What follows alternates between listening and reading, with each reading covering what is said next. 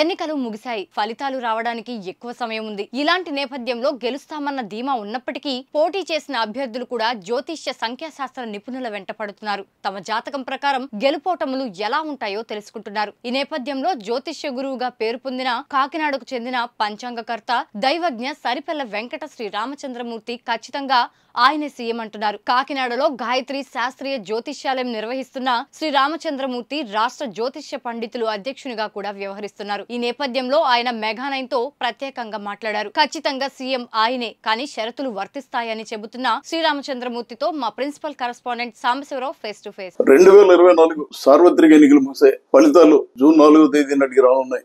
June 4వ తేదీ ఉదయం 8 గంటలకు కౌంటింగ్ స్టార్ట్ అవుతుంది.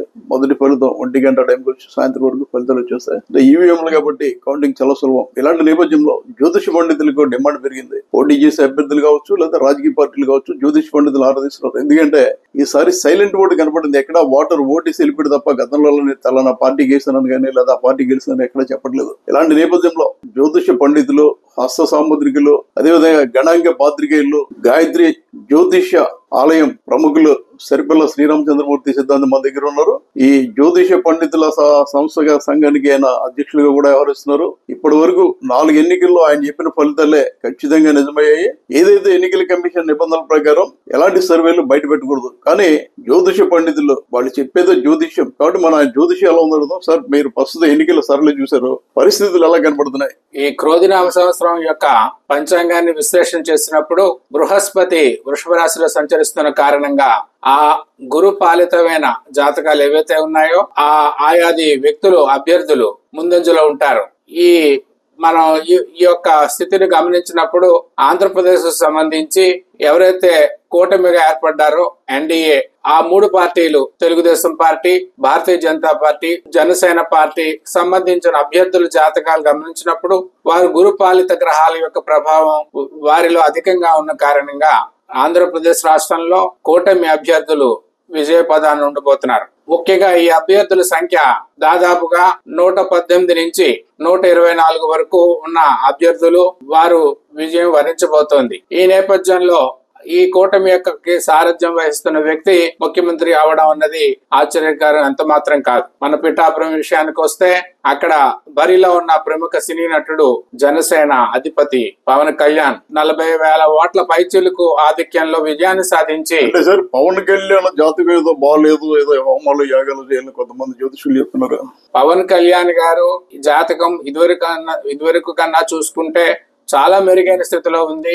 ఇవాళ ఆయన రాష్ట్రాల్లో ఒక ప్రముఖ రాజకీయ వ్యక్తిగా మంత్రిమండలిలో ఒక ముఖ్యమైన ప్రధాన పాత్ర వహిస్తూ జాతీయ రాజకీయాల్లో కూడా ఆకర్షితులు కాబోతున్నారు. వారి జాతకం మహోన్నతంగా ఉన్నది. మా క్రియాశీల రాజకీయాల్లో వారు మునుపెన్నడూ లేనంత విధంగా బిజీ కాబోతున్నారు. సరే, ఇది క్రోధినామ సంవత్సరం, క్రోధం ఎక్కువగా ఉంటుంది. మనం చూస్తున్నాం ఎన్నికల్లో స్టార్ట్ అయింది మొదలు, నోటిఫికేషన్ వచ్చింది మొదలు, ఈ రోజు వరకు కూడా ఇంకా గొడవలు జరుగుతూనే ఉన్నాయి. పోలింగ్ జరిగేప్పుడు 5 రోజులు పూర్తయినా ఇంకా గొడవలు జరగడం, అల్లర్లు. ఈ క్రోధినామ సంవత్సరంలో ఇలాగే ఉంటుందా? క్రోధినామ సంవత్సరం మనం ప్రారంభం కాగానే ప్రారంభం అవుతుంటేనే మనం హెచ్చరిక చేశాము.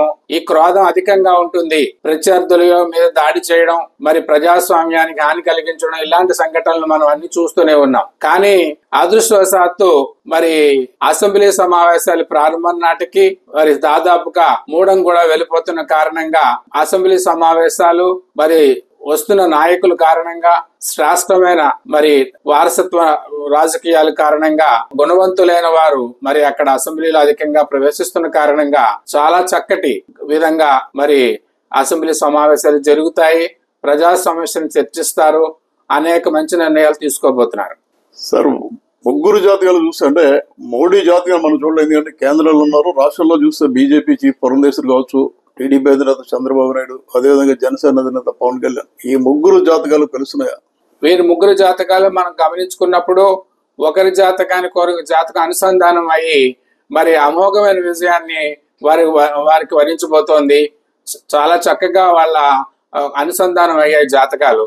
అందువల్ల చాలా అద్భుతమైన ఫలితాలు ఇప్పుడు రావడానికి ఆస్కారం ఏర్పడుతోంది. సార్, 2014 కానీ 2019 కానీ మీరు చెప్పిన ఫలితాలు వచ్చినాయి. అయితే ప్రస్తుతం వైసీపీ వాళ్ళు కానీ ఐపాక్ కానీ జూన్ 9వ తేదీన జగన్మోహన్ రెడ్డి విశాఖలో ప్రమాణ స్వీకారం చేస్తాడని చెప్తున్నారు. ఎందుకంటే దిమ్మతో చెప్తున్నారు. ఎవరి ధీమా వారిది. ఒక నాయకుడు మీద విశ్వాసం ఉంచాలి. ఆ పరివారం కానీ, ఆ పార్టీ కానీ, అనుచరులు కానీ, కార్యకర్తలు కానీ, అలాగే ఆ పార్టీని నమ్ముకున్న అభిమానులుగా మీద మరి ఒక రకమైన గ్రిప్ ఉంచాలి. కాబట్టి వారిలో అభిమానం సన్నగిల్లకూడదు. కాబట్టి అదేవిధంగా కూటమి ముందంజలో వెళ్ళిన రోజున ఈ వైసీపీ సంబంధించిన ఎవరైతే మరి ఎమ్మెల్యేలు నాయకులు ఉంటారో వారు త్వరగా మరి కూటమి వైపు అట్రాక్ట్ కాకుండా మరి ఎవరి శిబిరాన్ని వారు కాపాడుకోవడంలో భాగంగా మాట్లాడుతున్న విషయాలు తప్ప మరి ఇవాళ ఉన్న గ్రహస్థితి కానీ మే తర్వాత మారిన గురుడి స్థితి చూసినప్పుడు మరి జగన్మోహన్ రెడ్డి గారికి ఎంత మాత్రం అనుకూలంగా లేదు. సార్ మీరు చెప్పినట్టుగా గ్రహాల మార్పు జరిగింది, గురుమౌఢ్యం ఉంది, శుక్రమౌఢ్యం ఉంది, అదేవిధంగా గురువు ఏదైతే మంచి ఫలితాలు ఇస్తుందో బృహస్పతి కూడా మన 5వ స్థానానికి వచ్చాడని చెప్తున్నారు. ఈ అన్ని గ్రహాలను పరిశీలిస్తే ఏ గ్రహాలు ఇటు కూటమికి అనుకూలంగా ఉన్నాయని చెప్పుకోవాలి?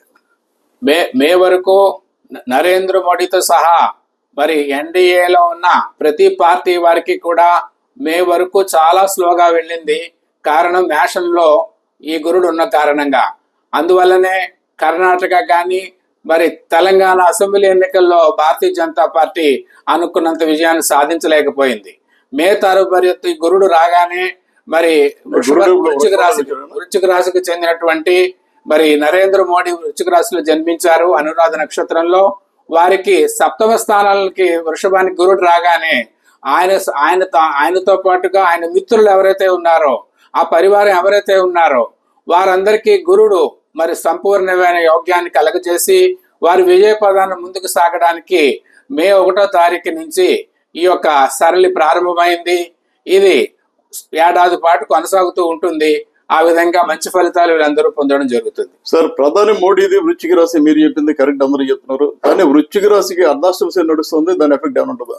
వృశ్చిక రాశికి అర్ధాష్టమ శని కారణంగా మరి ఇవాళ ఉన్న పరిస్థితుల్లో వారి మీద లేనిపోయిన ఆరోపణల కారణంగా బురద చల్లడం, రకరకాల కారణాలు, వ్యక్తిగతమైన నిందలు చేయడం, మరి ఆయన భారతదేశం యొక్క సమైక్యతకి కృషి చేస్తూ ఉన్న పరిస్థితుల్లో ఆయన్ని ఒక మతమైన వ్యక్తిగా ఆయన మీద ముద్ర వేసి ఆయన్ని క్యారెక్టర్ని ఇబ్బంది పెట్టే ప్రయత్నాలు చేయడానికి అర్ధాష్టమ శని ఉన్నది.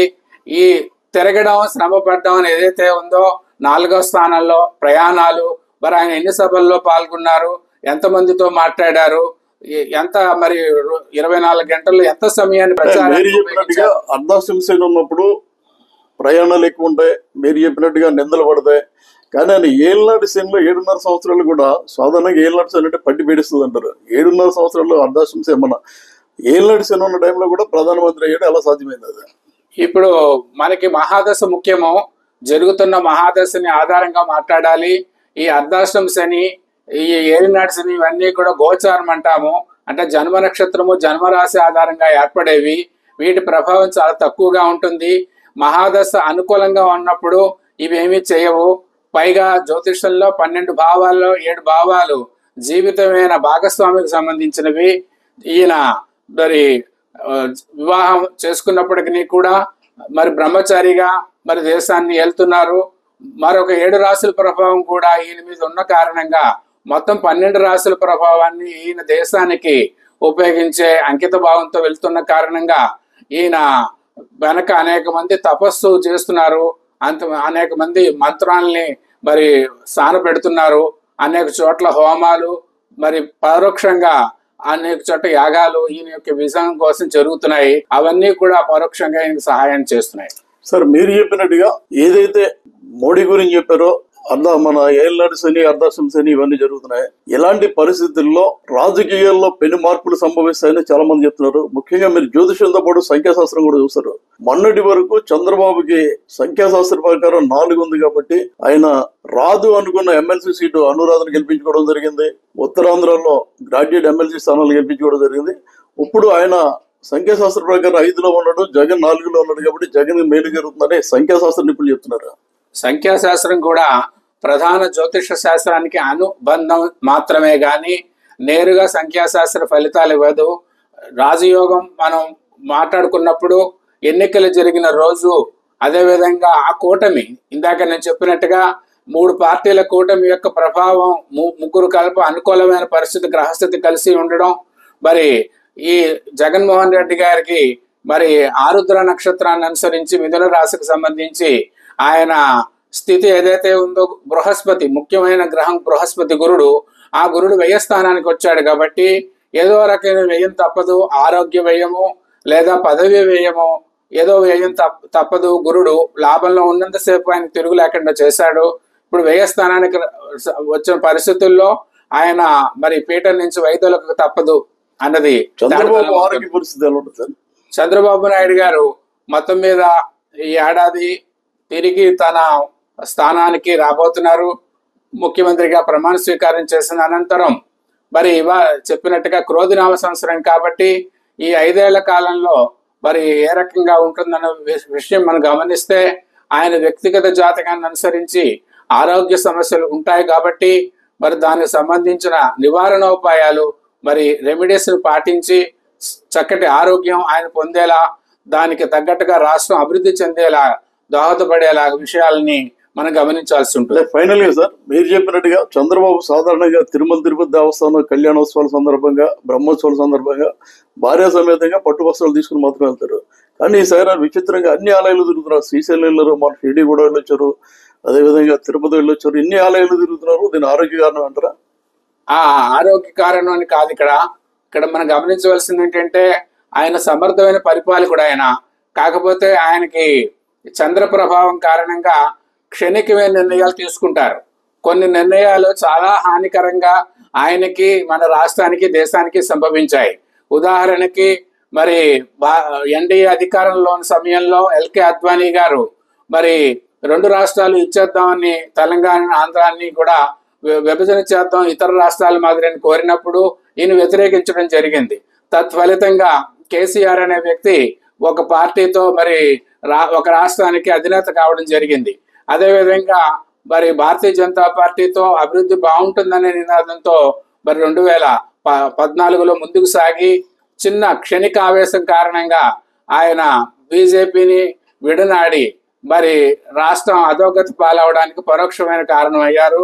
ఆ విధంగా క్షణిక ఉద్రోగం కాకుండా ఆయన చక్కటి మనసు పెట్టి స్థిరమైన పరిపాలన అందజేస్తే, ఆయన సమర్థవంతమైన వ్యక్తిత్వం కానీ, పరిపాలనా సామర్థ్యం కానీ రాష్ట్రానికి పనికి వచ్చి ఈ రోజు ఏదైతే మన హైదరాబాద్ నగరం సాఫ్ట్వేర్ రంగంలో రాణించిందని అందరూ చెప్తున్నారో ఆ స్థితిగా ఆంధ్రప్రదేశ్ ముందుకెళ్లే అవకాశం ఉంటుంది. తదనుగుణంగా ఆయన ఆరోగ్యం కూడా బాగుండి ముందుకు వెళ్లే అవకాశాలు కనిపిస్తున్నాయి. దాదాపుగా 30 years ఇండస్ట్రీ. జ్యోతిష శాస్త్రంలో, సంఖ్యాశాస్త్రంలో, వాస్తు శాస్త్రంలో నిపుణులు సరిబెల్ల శ్రీరామచంద్రమూర్తి సిద్ధాంతి. ఆయన గత ఎన్నికల్లో చెప్పిన జ్యోతిషాలన్నీ ఫలించాయి కాబట్టి ఖచ్చితంగా గంటాపదంగా నా జ్యోతిష్యం మీద చెప్తున్నాను, ఖచ్చితంగా కూటమి అధికారంలోకి రావడం ఖాయం. అదేవిధంగా పవన్ కళ్యాణ్ని వేళ రాష్ట్రంలో కాకపోతే కేంద్ర మంత్రిగా అయ్యే అవకాశాలు కూడా ఉన్నాయి. కానీ జాతక రీత్యా పరిశీలిస్తే అటు జగన్కి, ఇటు చంద్రబాబుకి అనారోగ్య పరిస్థితులు మాత్రం ఏర్పడతా, ఆ విషయంలో జాగ్రత్తగా ఉండాలని సిద్ధాంతి గారు చెప్పడం జరిగింది. Back to studio.